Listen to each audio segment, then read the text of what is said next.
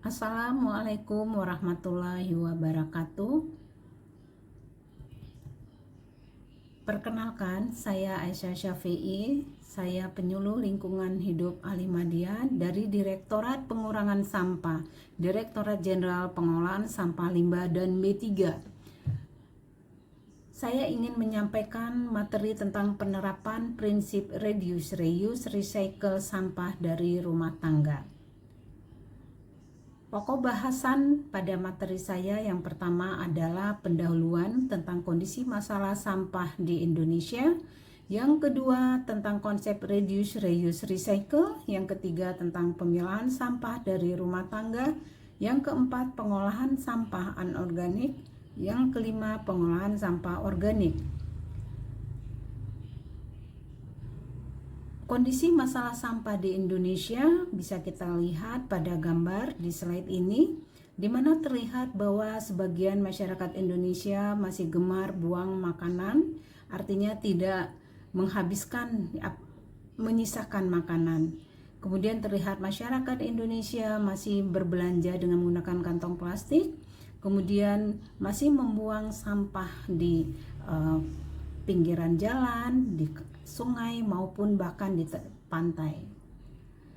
Berdasarkan data pengelolaan sampah di Indonesia tahun 2022, berdasarkan data dari SIPSN Men.LHK Go.id diambil pada bulan Juni 2023, komposisi sampah yang paling terbesar adalah jenis sisa makanan, yaitu sebesar 41,27%, diikuti kemudian dengan jenis sampah kayu sebesar 13%, kemudian kertas, kemudian plastik 18%, kemudian kertas karton 10%, dan diikuti sampah karet, kain dan lainnya. Kemudian berdasarkan sumber sampah yang terbesar adalah dari rumah tangga, yaitu sebesar 38%, kemudian diikuti dengan perniagaan 21%, dari pasar 20%, kemudian diikuti dari fasilitas publik, kemudian dari kawasan dan perkantoran dan lainnya.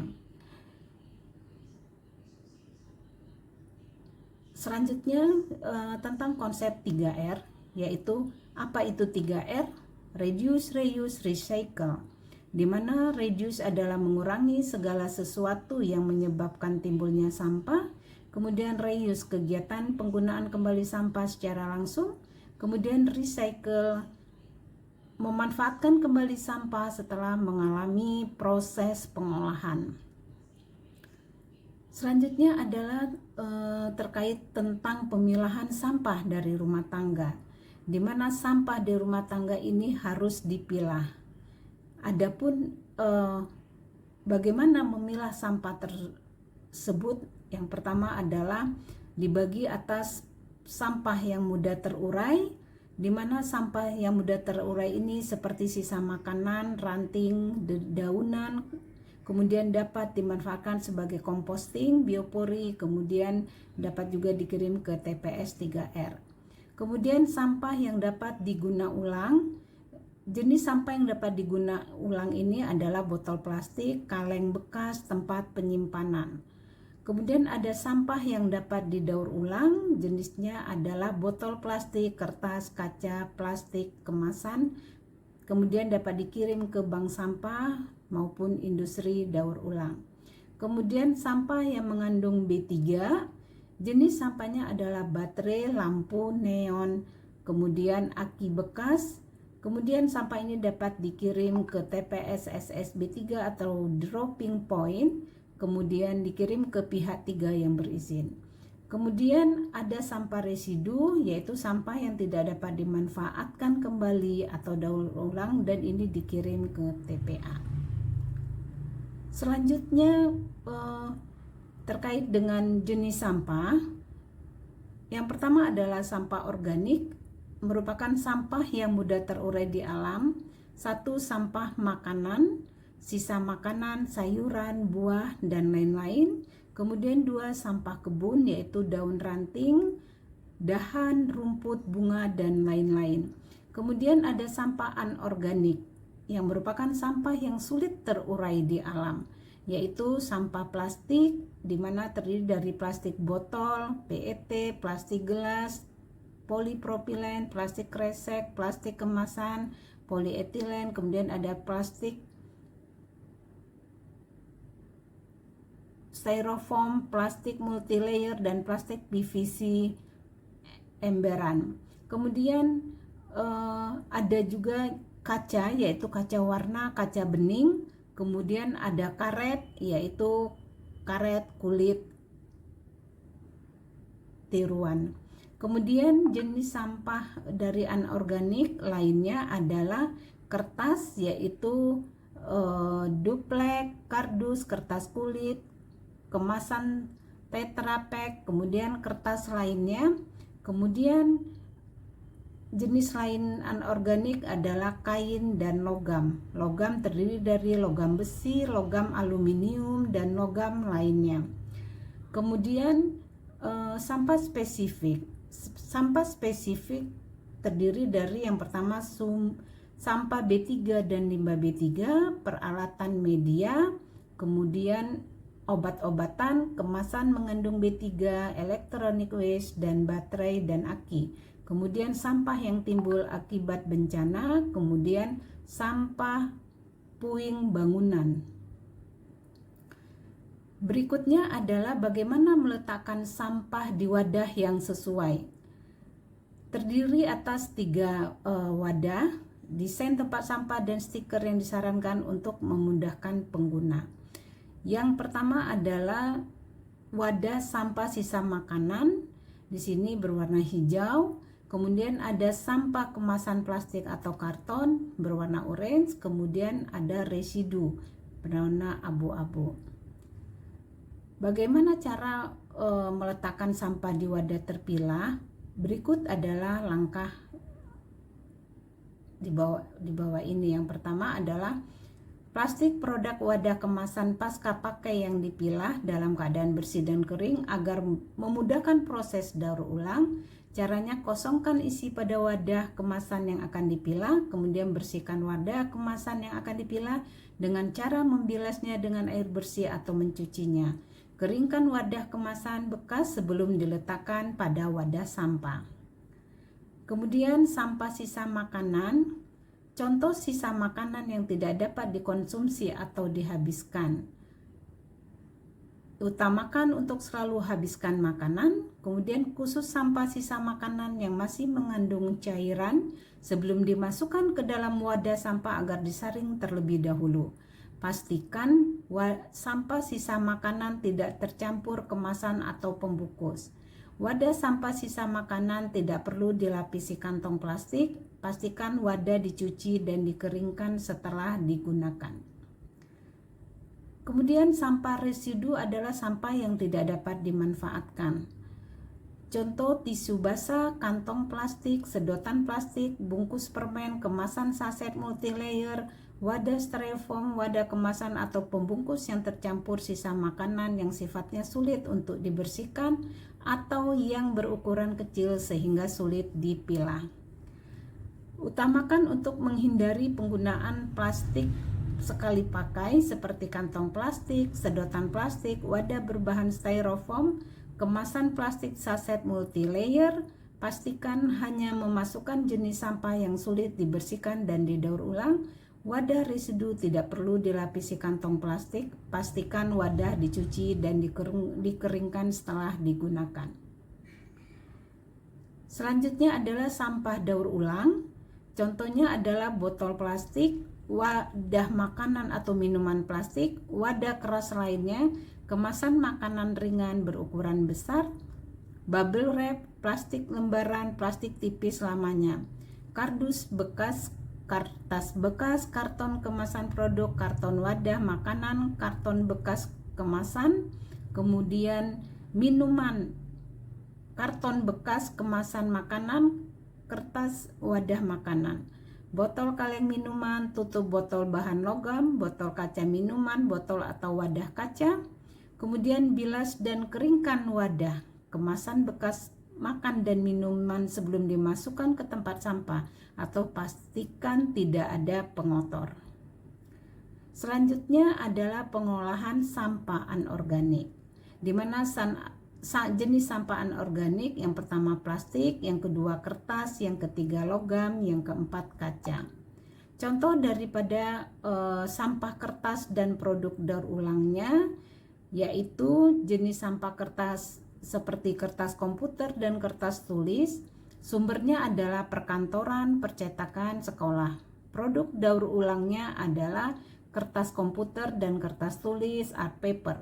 Sedangkan kantong kraft jenis sumbernya adalah pabrik, pasar, pertokoan.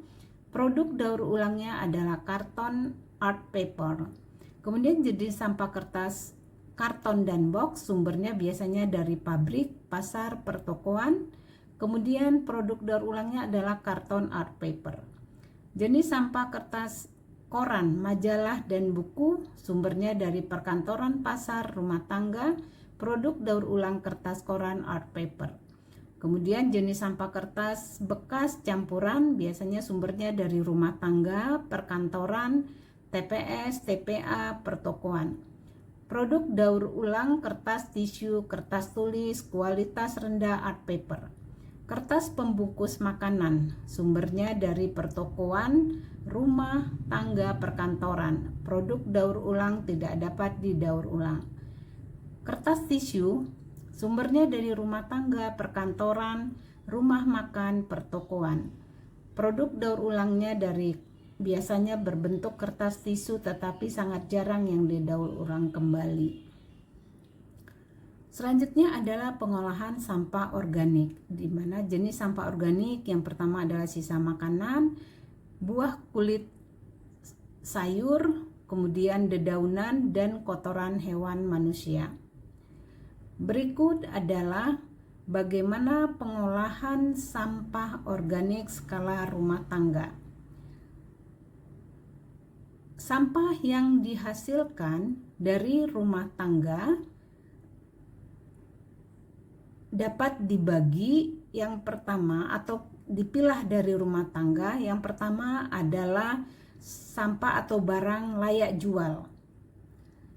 Biasanya barang bekas layak jual ini bisa kita sedekahkan atau kita berikan kepada pemulung, kemudian kepada petugas pengumpul sampah atau TPS 3R.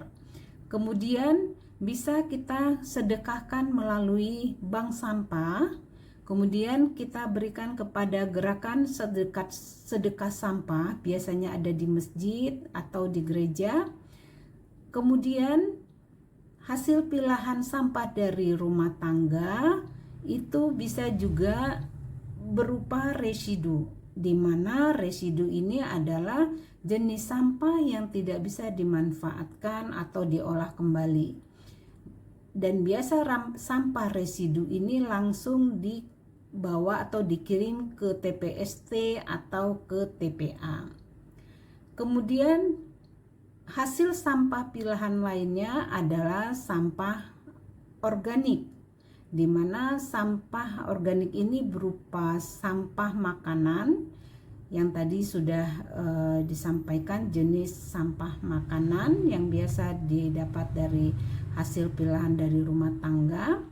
Sampah makanan ini bisa dilakukan pengolahan sampah organik atau sampah makanan ini bisa dari rumah tangga. Dari rumah tangga biasanya bisa dilakukan dengan pengolahan berdasarkan jenisnya.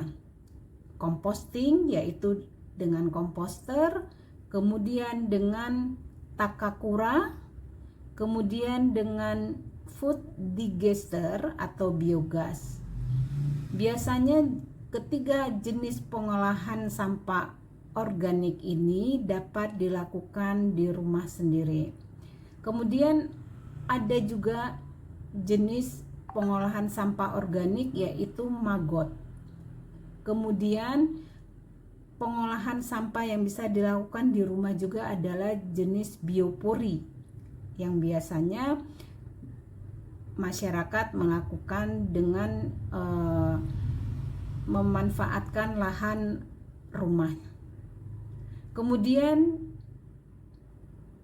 pengolahan sampah organik ada ekoenzim, yaitu dengan VOC atau ekoenzim.